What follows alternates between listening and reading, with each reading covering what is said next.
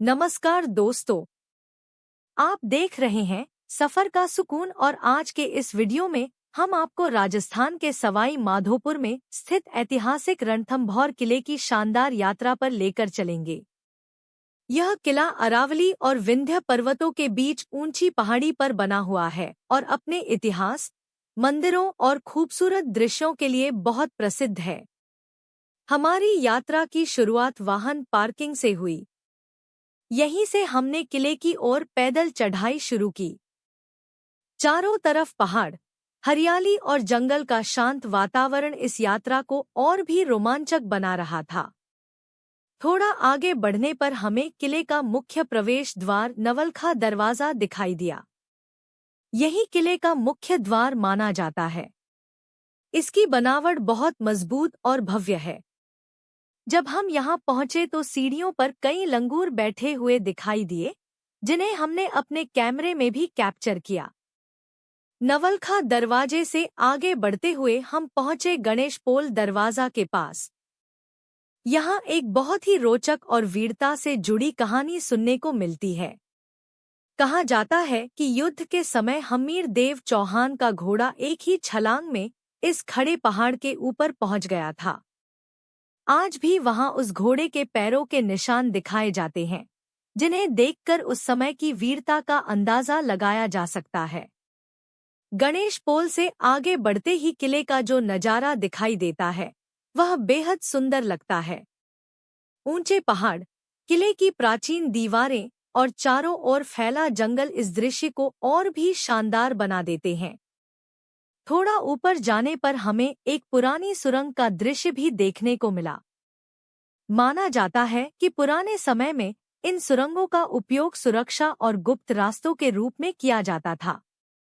आगे बढ़ते हुए हम पहुंचे हाथी पोल दरवाजा पर। इस दरवाजे का नाम हाथी पोल इसलिए पड़ा क्योंकि दरवाजे के सामने जो पत्थर दिखाई देता है, वह बिल्कुल बैठे हुए हाथी के समान लगता है। इसलिए इस दरवाजे को हाथी पोल कहा जाता है। इसके बाद हम पहुंचे किले की प्रसिद्ध 32 खंभों की छतरी के पास।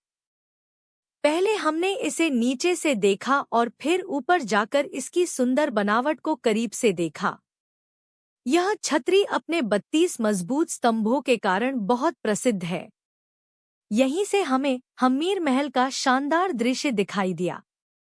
हम्मीर महल के सामने बना हुआ बगीचा इस जगह की सुंदरता को और भी बढ़ा देता है।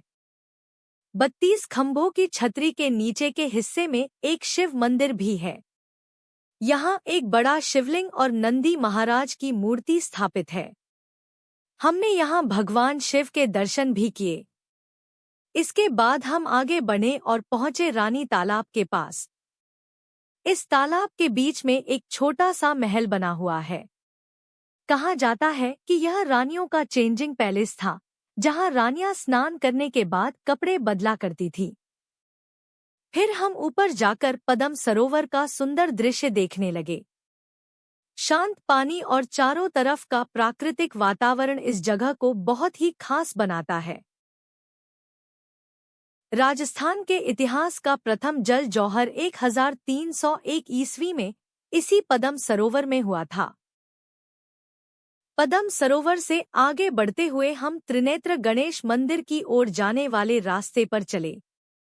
यह रास्ता बहुत ही सुंदर लगता है। इसी रास्ते में हमें अन्नपूर्णा माता का मंदिर भी दिखाई दिया।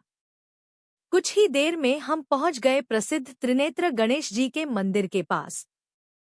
मंदिर के बाहर का दृश्य भी हमने वीडियो में दिखाया और वहां बैठे हुए कई लंगूर भी कैमरे में कैप्चर किए। इसके बाद हमने मंदिर के अंदर जाकर त्रिनेत्र गणेश जी के दर्शन किए।